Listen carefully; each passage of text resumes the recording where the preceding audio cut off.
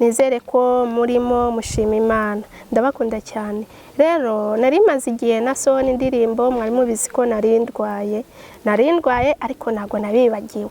Mu minsi mike ya video igiye gusohoka, ndabinginze muzakigikire kandi gukora like, comment, subscribe yawe ibyo birakenewe, nibwo bufasha kuri ngewe. Ndabakunda cyane. Indirimbo izabashimisha, ingi ivuga ngo ntakitagira iherezo. Baririmbireho gatoya, reka mbaririmbireho gatoya mwumve ko ari nanjye wayiririmbye. Eregi y'isi baga nta kinya, nta n'impuhwe yakugirira. Umuntu ameze nk'ururabo, aba ari rwiza ariko rugahunguka. Umuntu avuka arira agasaza arira, kuko aba yageze ku isi.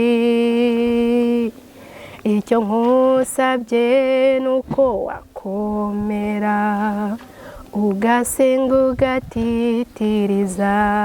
Ubwo rero indirimbo izabafasha.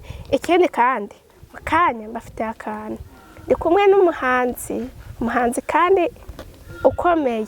Umuhanzi rero muraza kumubona, ndaza kumuhamagara yegere hino. Ese burasi yakwegera hino nawe akabasuhuza, mbino bakubone.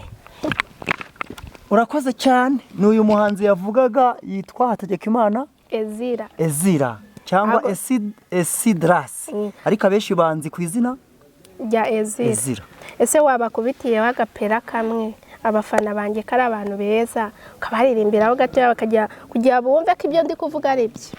Ineza y'Imana n'ukuri iratangaje, yakijije Yona ari mu nda y'urufi, yatakambiye Imana maze nayo iramwumva.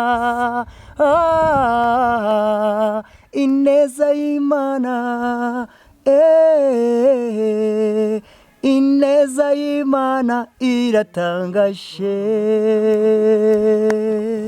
Wow, mwamwumvishe ukuntu akagira ijwi ryiza.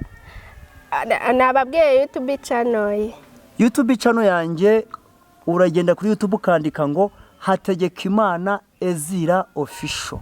Hariho indirimbo nyinshi cyane, hariho ibiganiro, hariho ubuhamya, nkuko n'ubwo uyu mushiki wanjye muzabwumva. Murakoze cyane.